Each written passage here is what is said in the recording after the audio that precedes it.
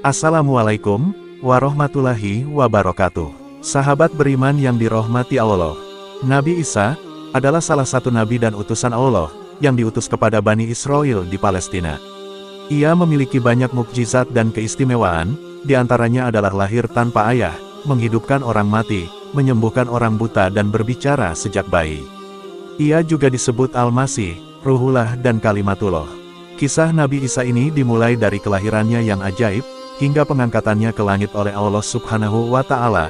Namun sebelum lanjut, jika sahabat semua berkenan untuk membantu subscribe, like, comment, and share, agar sahabat semua tidak ketinggalan update terbaru dari channel ini, terima kasih.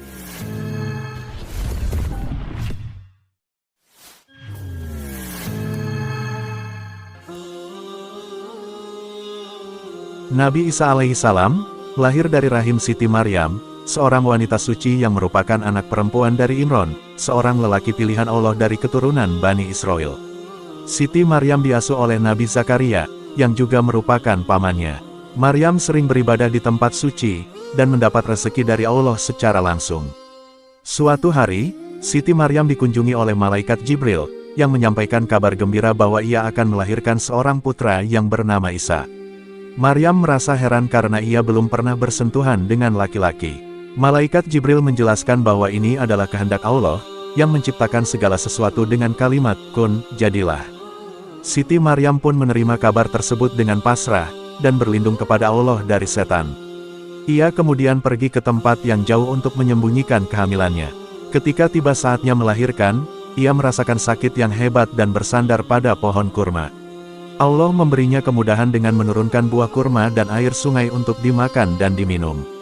Maryam melahirkan Nabi Isa di Baitulaham atau Bethlehem, sebuah kota yang terletak sekitar 9,5 km di selatan Yerusalem.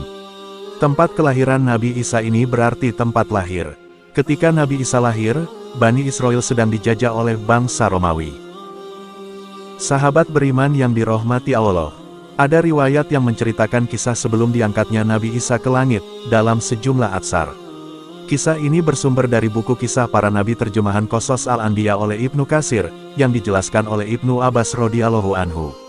Ibnu Abbas radhiyallahu anhu bercerita, ketika Allah Subhanahu wa Ta'ala hendak mengangkat Nabi Isa Al-Masih ke langit, beliau pergi menemui para sahabatnya yang berjumlah 12 orang dalam sebuah rumah. Di antara mereka terdapat orang-orang Hawariyun atau orang beriman. Kemudian Nabi Isa berujar, sesungguhnya, di antara kalian ada yang kufur kepadaku, 12 kali setelah ia beriman kepadaku. Selanjutnya, Nabi Isa kembali berujar, siapakah di antara kalian yang bersedia diserupakan wajahnya dengan wajahku, dan menduduki kedudukanku untuk dibunuh, lalu kedudukannya menjadi sederajat denganku. Tiba-tiba seorang yang paling muda usianya di antara yang hadir segera berdiri, yakni Yudas Iskariot. Lalu ia berkata, aku bersedia. Nabi Isa alaihissalam kemudian memintanya duduk. Lalu, ia kembali mengulang perkataannya dan pemuda tadi segera berdiri lagi. Nabi Isa berkata, duduklah. Kemudian Nabi Isa alaihissalam mengulangi kembali ucapannya, dan ternyata yang berdiri pemuda itu lagi. Ia berkata, aku bersedia. Barulah Nabi Isa berkata kembali, engkaulah orangnya. Kemudian ia diserupakan wajahnya oleh Allah Subhanahu wa Ta'ala, sehingga benar-benar mirip dengan wajah Nabi Isa. Saat itulah, Nabi Isa diangkat oleh Allah ke langit melalui lubang angin di rumah itu. Setelahnya, kaum Yahudi datang, lalu mencari Nabi Isa.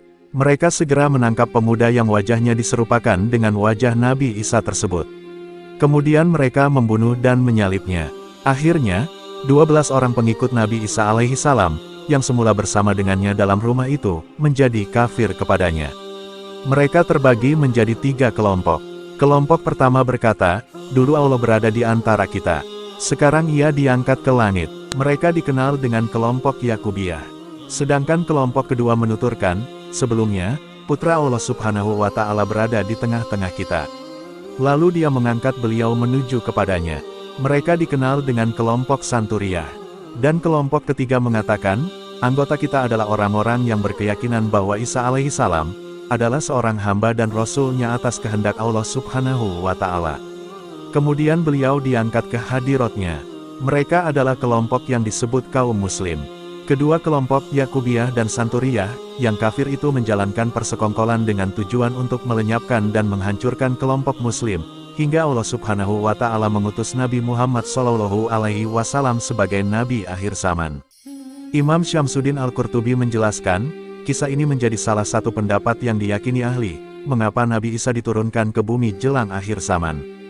Dijelaskan bahwa Allah hendak menunjukkan pada kaum Yahudi bahwa Nabi Isa alaihissalam yang diyakini mereka sudah terbunuh oleh mereka, justru akan kembali dan mengalahkan Dajjal, pemimpin dan pembesar kaum tersebut di akhir zaman. Sahabat beriman yang dirahmati Allah, akhirnya kisah pembahasan video kali ini. Semoga bermanfaat dan mengedukasi. Akhir kata, wallahu a'lam bishawab. Wassalamualaikum warahmatullahi wabarakatuh.